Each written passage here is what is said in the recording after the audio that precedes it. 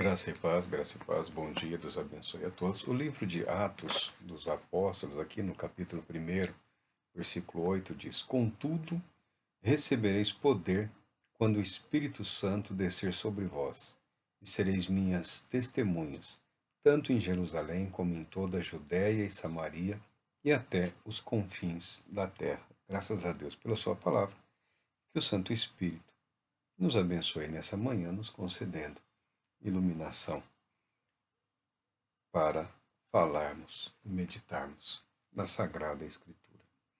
Contudo, recebereis poder ao descer sobre vós o Espírito Santo. Eu tenho aqui à minha frente material que fala sobre aconselhamento, sobre discipulado em profundidade, sobre discipulado bíblico, autoconfrontação, coisas desse tipo. Há muito tempo atrás, quando me interessei por evangelização, por evangelismo, acabei deparando com essa matéria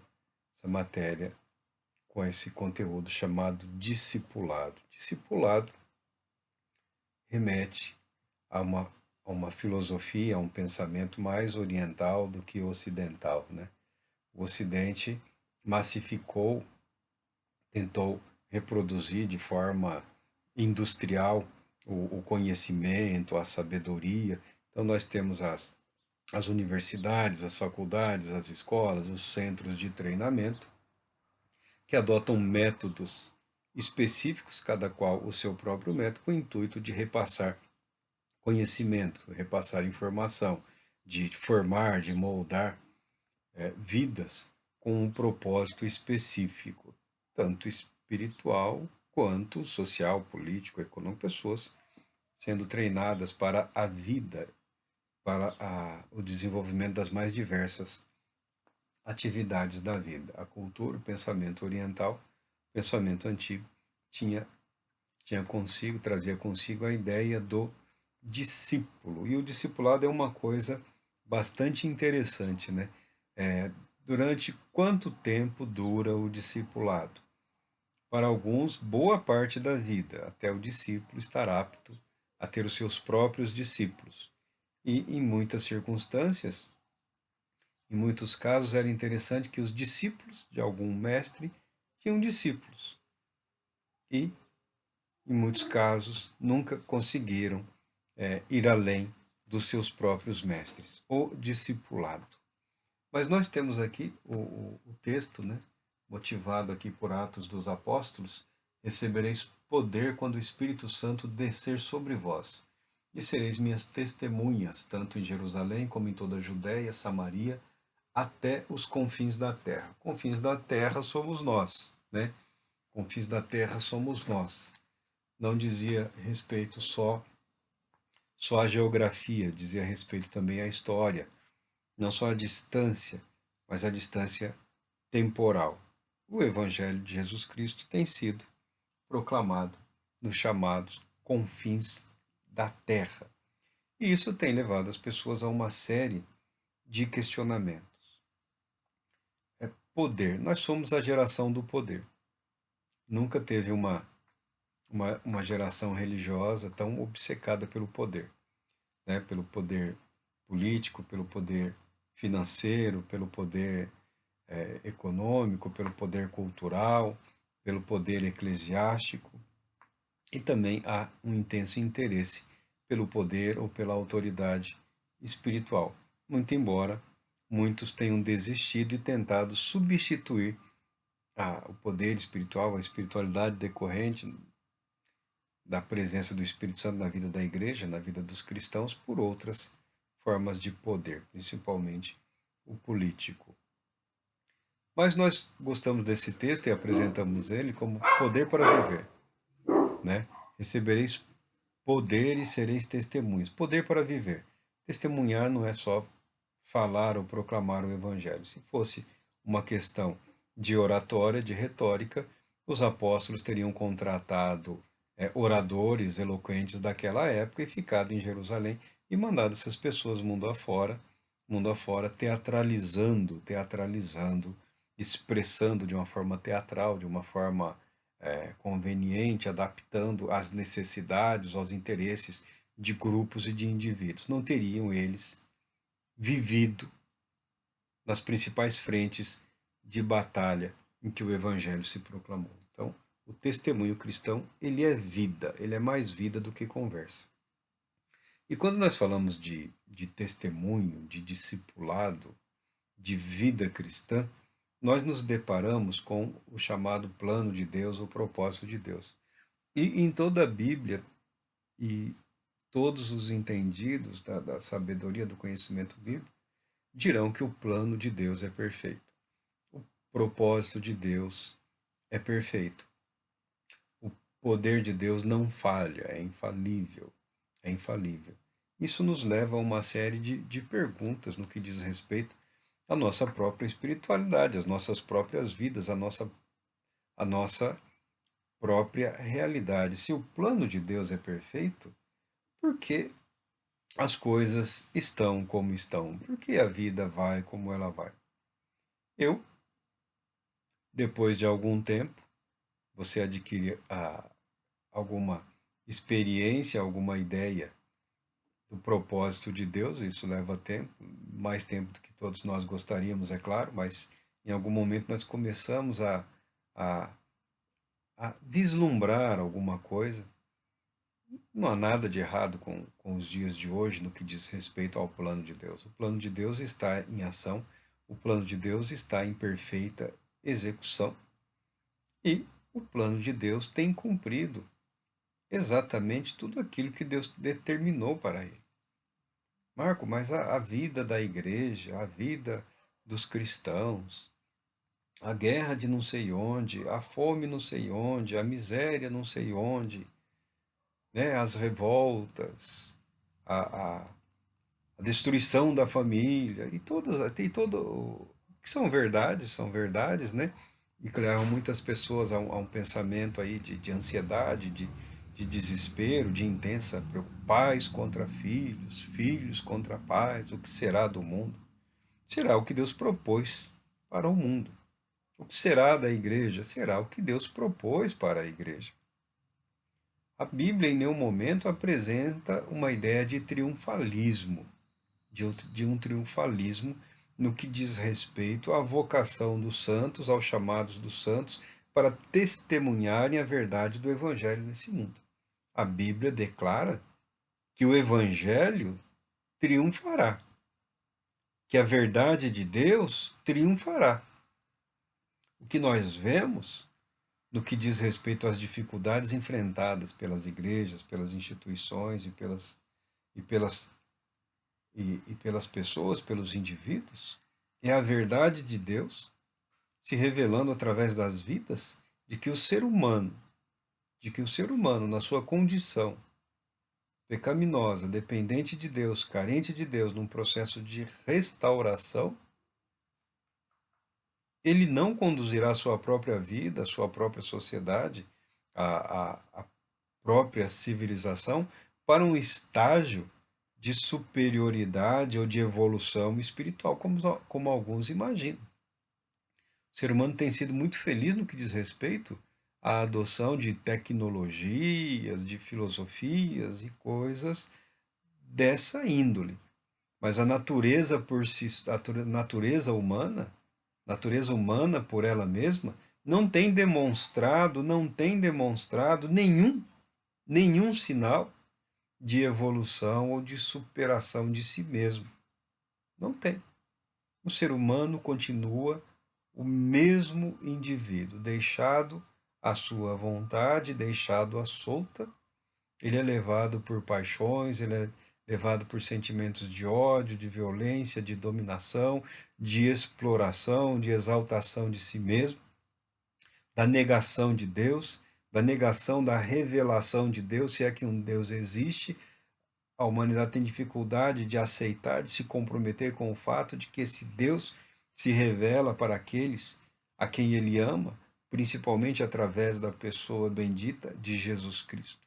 A humanidade está como sempre esteve. Então, o plano de Deus está em perfeita execução. em perfeita harmonia com os decretos de Deus. Quais sejam? Sem Deus, a humanidade fracassará. Sem Deus, nós fracassaremos. Nós fracassaremos. Porque quando o autor sagrado aqui fala, que fala das pessoas, né? Fala aqui da comunidade apostólica, fala da igreja de Cristo, né? Quando ele fala do Espírito Santo, é no momento aqui em que Cristo está prestes a subir aos céus, a ascensão de Cristo Jesus, já ressuscitado, após algum tempo aparecendo para os apóstolos e fornecendo as devidas explicações, né? E aquele grupo apostólico, aquele grupo de judeus estava preocupado com o reino de Israel. Senhor, restaurarás o reino a Israel? Restaurarás a glória de um reino humano para Israel? E Jesus responde: não compete a vocês saber datas, épocas que o Pai reservou, estabeleceu por sua exclusiva autoridade. Há uma série de acontecimentos futuros nos quais nós acreditamos que ocorrerá, né? A vinda do Senhor Jesus, o estabelecimento do reino de Cristo Jesus sobre a terra. Não temos nenhuma dúvida em relação a isso. Não temos nenhuma dúvida em relação a isso. Por que nós falamos que não temos nenhuma dúvida em relação ao reino de Cristo, que será, que a Bíblia descreve como um reino milenar, um reino de paz, um reino de justiça, um reino de retidão, um reino de verdade? Porque em nenhum momento na história da humanidade o ser humano, debaixo de nenhuma bandeira, conseguiu estabelecer um sistema de governo assim. Justiça, retidão, santidade. Não conseguiu. Não conseguiu, não conseguimos. Nenhuma igreja, nenhuma instituição conseguiu.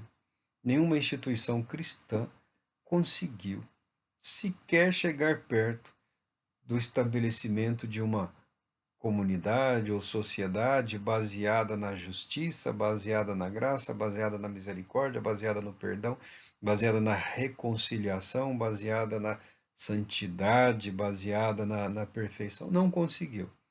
Tentativas sempre existiram e tentativas sempre existirão. Umas tentam reproduzir outras e às vezes se misturam com ideias que não dizem respeito propriamente ao Evangelho. Mas tentativa sempre haverá, sucesso nenhum. Fala, Marco, mas que otimismo esquisito é esse? O meu otimismo parte do princípio de que Deus é fiel à sua palavra e de que Deus cumprirá absolutamente tudo que ele prometeu e que ele se comprometeu a realizar em favor da humanidade, em favor da sua criação, e em especial em favor daqueles que nele creem. Se há dificuldades, elas estão em nós, na nossa pressa de querermos sempre ser a geração que experimentará tudo que Deus tem. Olha, 2000 anos após já a ascensão de Cristo Jesus, 2000 anos se passaram e geração a geração, num arroubo de arrogância, de presunção, de vaidade, se considera a última, sempre a última.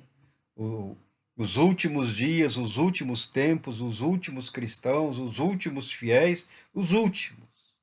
Olha como somos tolos, como somos presunçosos, como somos arrogantes, né? Na nossa vaidade, muito embora tementes a Deus e buscando uma vida de obediência a Deus. O não acreditarmos no desenrolar e no desenvolver do plano de Deus, que não só pode, como certamente alcançará gerações futuras, gerações futuras, gerações futuras. Queremos muitas vezes, debaixo de um manto de justiça, de religiosidade, de espiritualidade, pôr um fim ao nosso sofrimento, à nossa dor, à nossa angústia, à nossa ansiedade. Nem sempre algumas ideias que estão por aí são provenientes da convicção de que o plano de Deus está em perfeita ação, de que as nossas vidas estão em harmonia com Ele. Então nós estamos diante aqui de um material voltado ao discipulado, ao aconselhamento. É uma temática um tanto quanto difícil, porque o discipulado e o aconselhamento exigem um duplo compromisso, né? Um duplo comprometimento.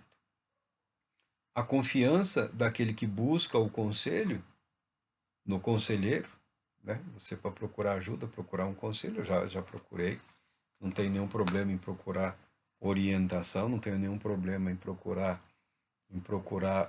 de alguém mais experiente alguma palavra que possa iluminar, que possa dar uma diretriz no que diz respeito a um propósito estabelecido. Não tenho nenhum problema com isso. Eu acho isso até bastante saudável, o que necessariamente não muda em absolutamente nada do que eu propus para a minha vida, mas buscar um conselho, buscar orientação é muito saudável. Exige um, um duplo, uma dupla necessidade. O que busca o conselho, confiar naquele que aconselha. E aquele que aconselha, confiar naquele que busca o conselho. Fala-se muito aí das características do conselheiro, dos problemas, dos medos, dos temores, né? Mas também há que se falar, basicamente, dos aconselhados, do discípulo, da pessoa que busca a orientação ou o conselho, né? Porque algumas pessoas não estão em nenhum momento interessadas em acrescentarem algo às suas vidas. Alguns estão apenas interessados em testar, né? Em testar muitas vezes a paciência, né? Em testar a perseverança, em testar a coerência, em testar a consistência. Porque a maioria de nós, cristãos ou não, vivemos como decidimos viver. Como decidimos viver. Essa é a verdade. Essa é a verdade da vida cristã. Poucas, poucas ocasiões a pessoa está realmente disposta a submeter a sua vida, o seu viver, a uma orientação. Tanto que procura duas, três, quatro, cinco pessoas até encontrar alguma palavra que mais ou menos se coadune. As pessoas querem saber, no fundo, Deus me abandonará? Não, Deus nunca vai te abandonar. Deus não é capaz disso. Os covardes somos nós. Os mentirosos somos nós. Os traidores somos nós.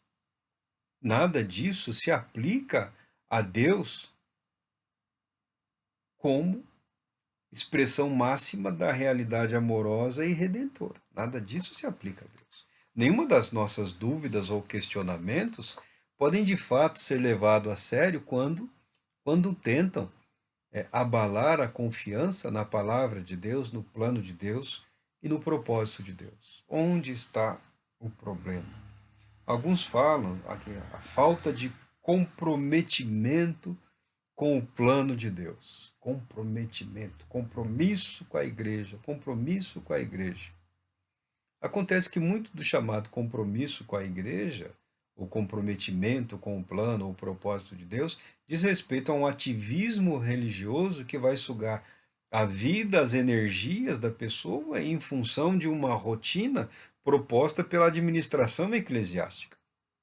Nem sempre voltado ao amadurecimento daquele irmão, daquela irmã, como homem, como mulher de Deus, como parte integrante do propósito e do plano de Deus, como uma vida importante para Deus.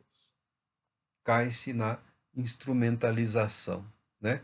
Os métodos de evangelismo, de discipulado, que acabam se tornando métodos de instrumentalizar o indivíduo, né? Pessoas úteis, úteis, úteis, úteis. Precisamos de mais almas, mais almas, mais almas, mais almas, mais almas, né? Mais recursos, mais isso, mais aquilo. De fato, a atividade, o labor religioso é importante na vida de todo mundo, de todo mundo. Permitir-se envolver-se no ativismo religioso como uma tentativa de compensação para as frustrações espirituais, ao nosso ver, é um dos motivos que levam muitas vidas à ruína espiritual. O ativismo sem vida, o ativismo sem comunhão. A vida, a vida vivida sem a consciência de fazer parte do mover de Deus e do agir de Deus. O que, o que propomos por conta disso? O que propomos por conta disso? Nada diferente do que foi sempre proposto através de todos os métodos ou modelos. O discipulado, o discipulado como uma prática constante, ele não requer necessariamente um guru espiritual, um mestre espiritual, né? Ou uma estrutura de discipulado e de aconselhamento.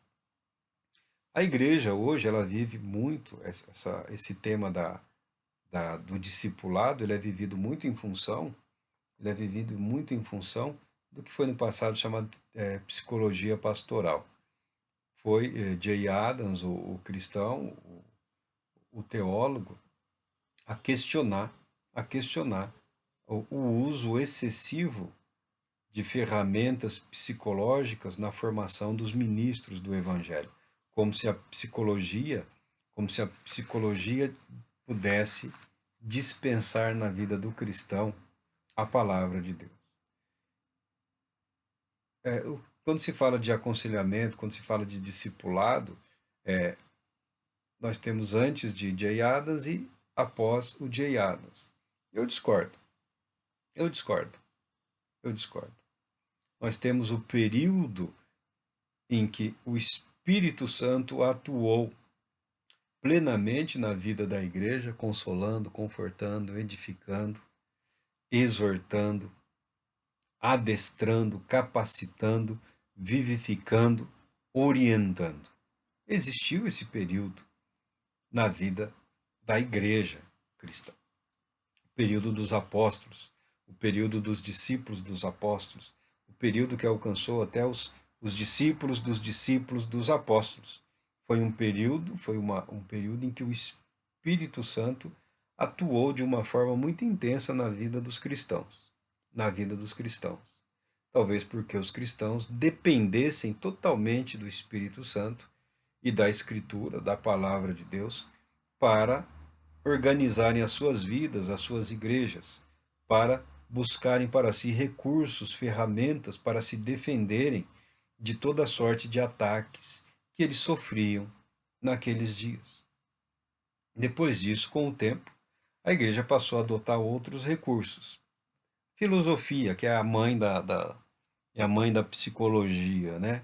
A psicologia, ela é uma ciência autônoma hoje aí, está aí ajudando pessoas, ajudando vidas, propondo métodos, modelos, ou ferramentas, né, para que as pessoas sejam compreendidas e ajudadas nas diversas fases da sua vida, da sua existência. Mas nós concordamos que, muito embora a psicologia seja muito importante, ela não substitui plena e adequadamente a palavra de Deus. Com Jay Adams aí há uma proposta de se recolocar a palavra de Deus como prioridade, como primazia.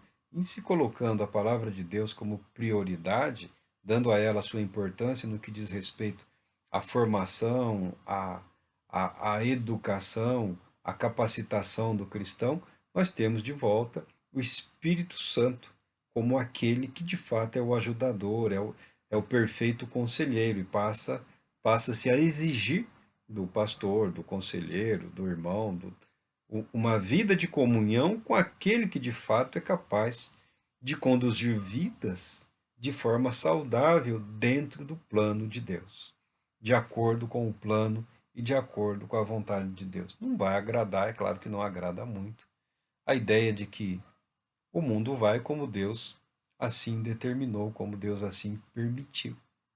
Marco, mas a realidade é horrível, a realidade é horrível.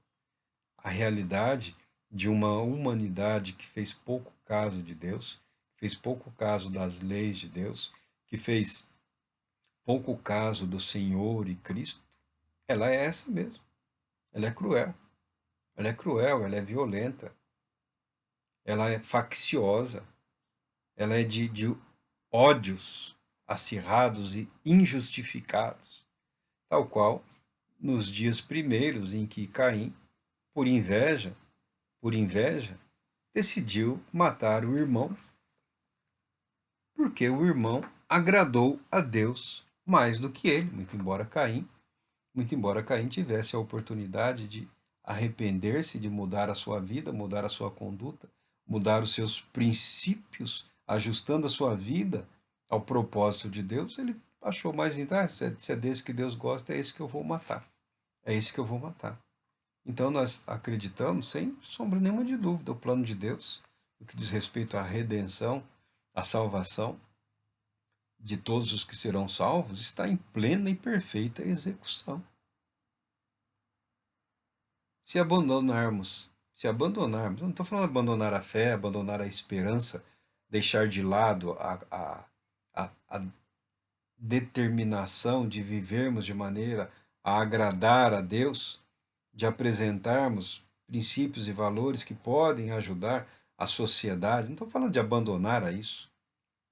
Se abandonarmos a tola ideia de que vamos mudar pessoas pela nossa força, pelo nosso poder, pelo nosso querer, que vamos transformar realidades apenas pela nossa força, sem dependermos de Deus, sem nos submetermos à vontade de Deus, encontraremos a paz necessária para mudarmos o que pode e deve ser mudado. O eu, o eu, o eu. É fácil entrar em batalhas ou permitir que a sua mente entre em batalhas aí quixotescas, né?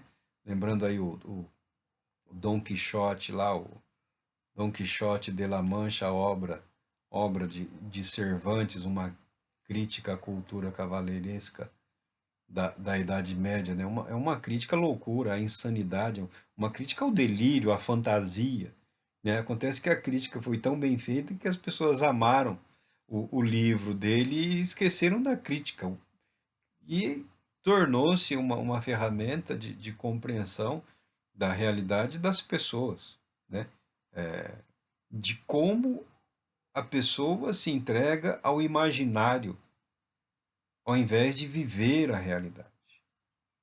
De como a pessoa se entrega à ilusão, à fantasia. Nós cristãos precisamos abandonar as fantasias cristãs, os delírios cristãos criados através da história, os refugos, os erros de raciocínio. Agora começa de novo, né? Começam as guerras, a violência. Nunca acabaram, né? Sempre houve guerra, sempre tem algum país invadindo o outro, sempre tem populações civis sendo bombardeadas, milhões de pessoas vivendo em campos de refugiados mundo afora. Então, sempre teve, sempre teve, sempre teve. É que de tempos em tempos, alguns eventos se tornam de um interesse maior e as pessoas são obrigadas a engolir a tragédia de uma guerra, né? Agora, a tragédia das outras que estão acontecendo mundo afora, sem nenhum tipo de esperança, sem nenhum tipo de proposta de intervenção, sem nenhum tipo de auxílio, sem nenhum tipo de ajuda, as pessoas esquecem ou nem querem saber, porque não correspondem às expectativas morais ou estéticas da sociedade em que nós vivemos, o chamado Ocidente, né? O chamado Ocidente, ele tem o poder incrível de se comover diante de determinadas situações, diante de sofrimentos e angústias considerados compatíveis com o que é inadmissível para o Ocidente. Agora, quando a miséria, a fome e a morte está na África, na Ásia, na Oceania, na América do Sul, o chamado Ocidente não se abala, não se comove, não intima ninguém a cessar as hostilidades e a violência. Não estou tentando justificar a maldade do mundo, a maldade da guerra ou a maldade dos homens. Eu estou querendo dizer que Deus continua no controle. Deus continua no controle de um mundo que abandonou a Deus como referência sólida e saudável de vida, de construção de uma sociedade justa e santa, nunca perfeita, nunca perfeita. O plano de Deus é perfeito, o padrão de Deus é a perfeição, mas o homem sabe muito bem Deus que não é capaz, no estado em que está, de atingir a perfeição. O que poderia é obra de ficção. Pessoas estão aí escrevendo livros, né, textos sobre o que poderia ser a sociedade, sobre o que poderia ser a humanidade. O que poderia é o que não é. É o que não é. Nós vivemos e existimos na realidade. Ela é cruel? A realidade na qual nós vivemos, ela é terrível, ela é cruel. E o plano de Deus tem o propósito de nos resgatar, de nos redimir desse mal, dessa maldade, dessa crueldade, dessa sucessão quase que infinita de desastres. Desastres políticos, desastres econômicos, desastres emocionais, desastres espirituais. Esse é o plano de Deus. Como nós podemos desenvolver uma espiritualidade saudável, uma espiritualidade equilibrada diante de tão triste realidade? O que se apresenta é isso. A aceitação da realidade. Não estou falando da aceitação, de aceitar o mal, de aceitar a violência, de aceitar a morte, de aceitar o ódio. Não é isso que eu estou dizendo. Eu estou dizendo que, para que nós possamos experimentar nas nossas vidas, na nossa alma, na nossa mente, no nosso espírito, alguma paz, nós precisamos admitir de que o mundo em que nós vivemos, muito embora debaixo do poder de Deus e da autoridade de Deus, ele recebe contínua e terrível influência do maligno. Há um mal neste mundo que não procede de Deus. Há um mal neste mundo que vai além da maldade humana. Há um mal atuando neste mundo que faz com que a humanidade se coloque ou tenta lançar a humanidade numa oposição ferrenha a Deus, como se Deus estivesse tentando usurpar a liberdade humana, como se Deus estivesse se apresentando como um tirano, como alguém que quer impedir as pessoas de serem felizes, como um Deus que quer violentar a mente humana, a liberdade humana, né? O livre-arbítrio. As pessoas falam tanto desse tal de livre-arbítrio aí, ele só conduz o ser humano ao fracasso. Mas ele existe. Mas ao invés de gritar livre-arbítrio, né, pode falar responsabilidade, né, consciência. Nós somos livres porque somos e seremos responsabilizados diante de Deus pelos nossos atos, pelas nossas ações e pelas nossas omissões. O primeiro passo para vivermos confiantes em Deus, enxergando além das batalhas, enxergando além das lutas, enxergando além dos fracassos, enxergando além da violência, enxergando além da morte, é permitindo que o Espírito Santo nos conceda o poderoso dom da paz.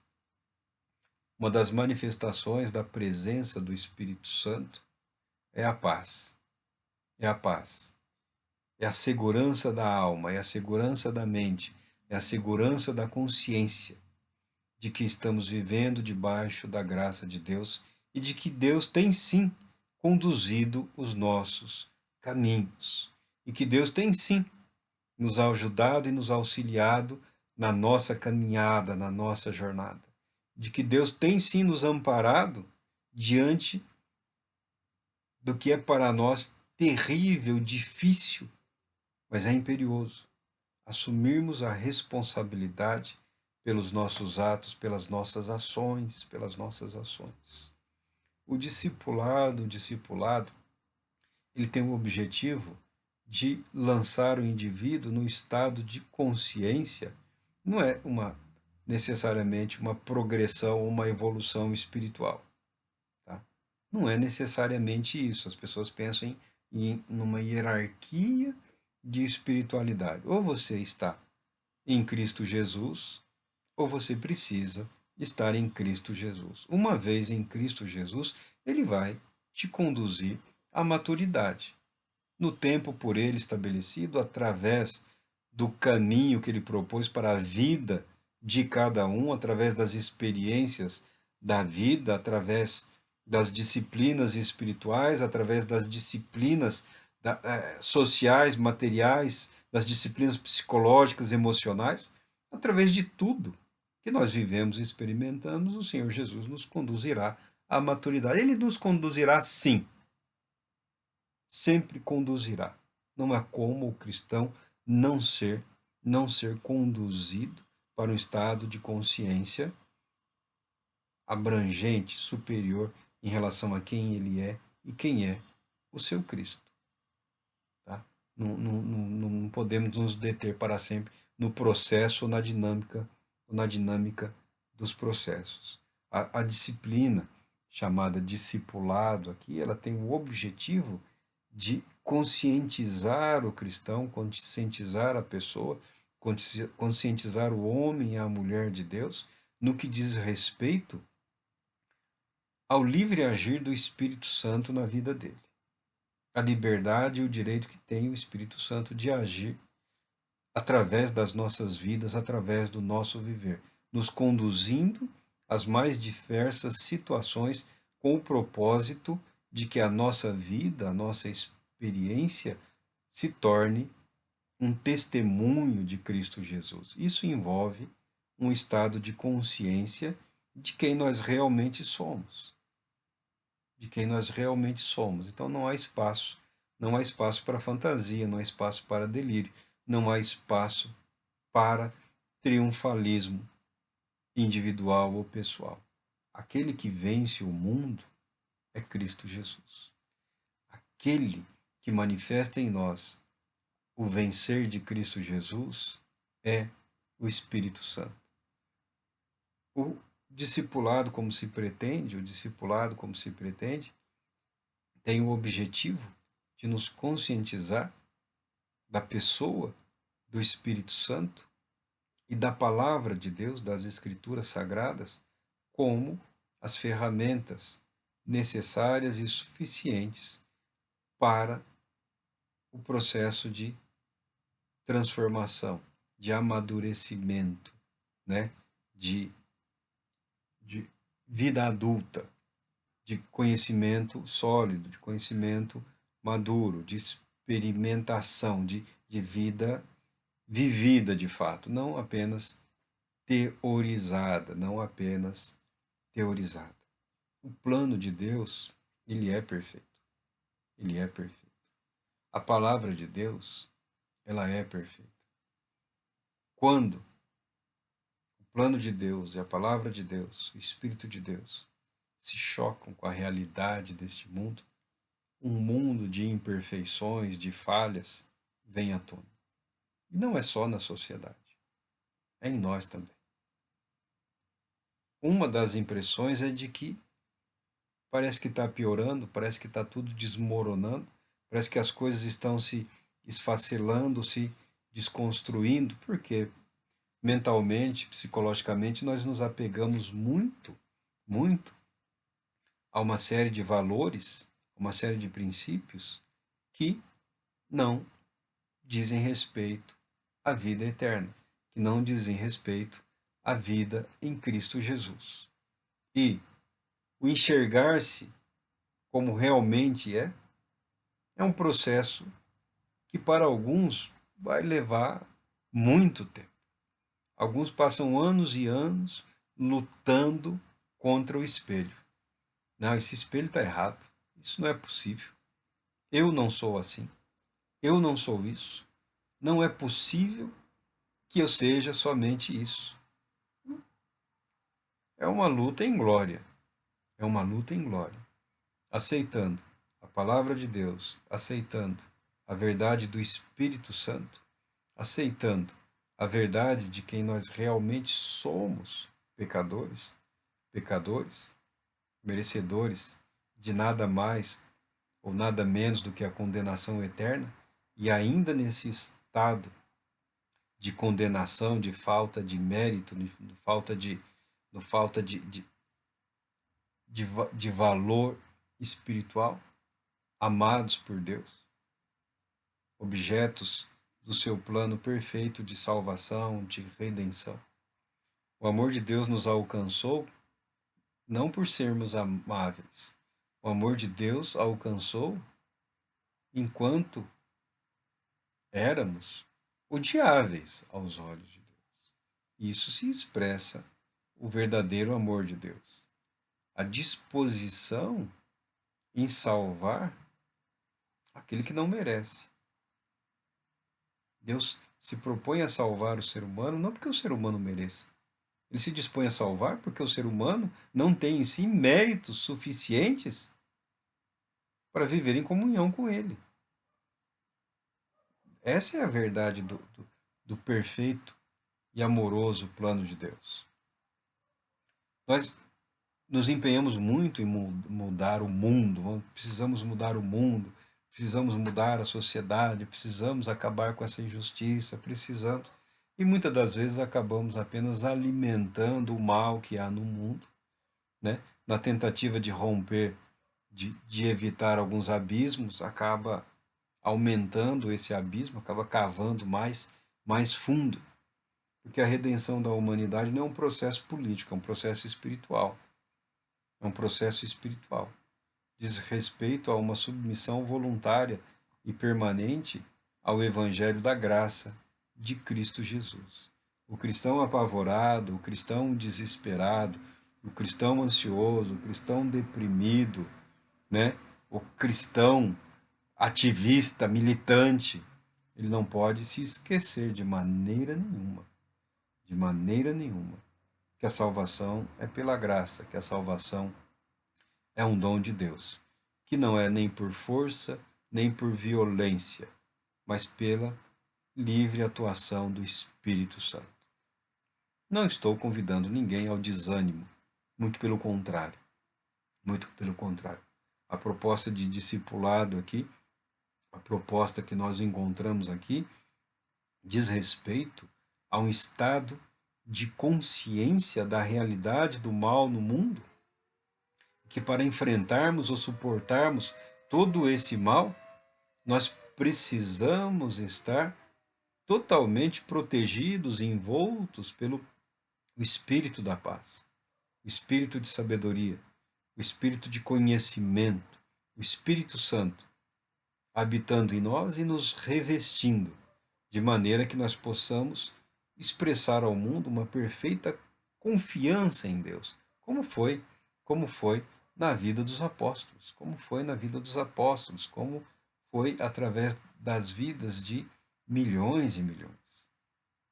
Nem sempre são os resultados que impactaram uma sociedade ou o mundo, mas a confiança absoluta de que o bem ou o mal que vivemos está dentro, de acordo com o plano e o propósito de Deus, está sob o domínio, o poder de Deus.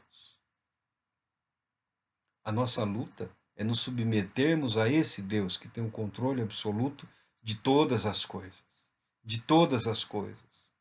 Se devemos nos rebelar de alguma maneira, que seja contra o pecado.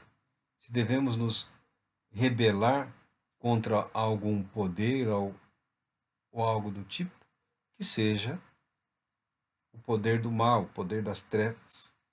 Como nos rebelamos contra o mal, nos submetendo à vontade de Deus, nos lançando, colocando as nossas vidas debaixo da graça de Deus, buscando sabedoria para vivermos de maneira agradável a Deus, para vivermos de maneira agradável a Deus.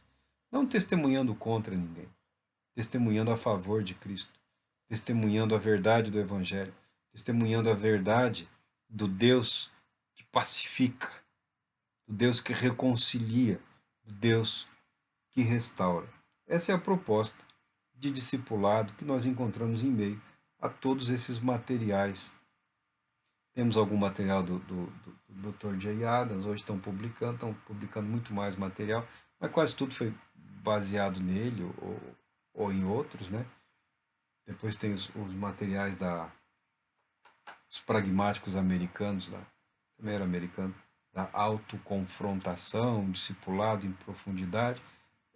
É tudo uma tentativa de criar um método, e nós nada temos contra esses métodos, mas esses métodos têm o objetivo de proporcionar ou desenvolver o estado de consciência de uma vida de dependência de Deus. Isso não é uma forma de vida inferior, muito pelo contrário. É uma maneira de viver agradando a Deus. É uma maneira de viver desfrutando da paz de Deus e expressando essa paz, essa confiança de que Deus está no controle. Ainda que o mundo pareça caótico, ainda que a realidade pessoal, familiar pareça caótica, o fato é, Deus está no controle. E Deus sabe lidar muito bem com o caos. Deus Todo-Poderoso te abençoe, te proteja e te conceda a paz. Muita paz.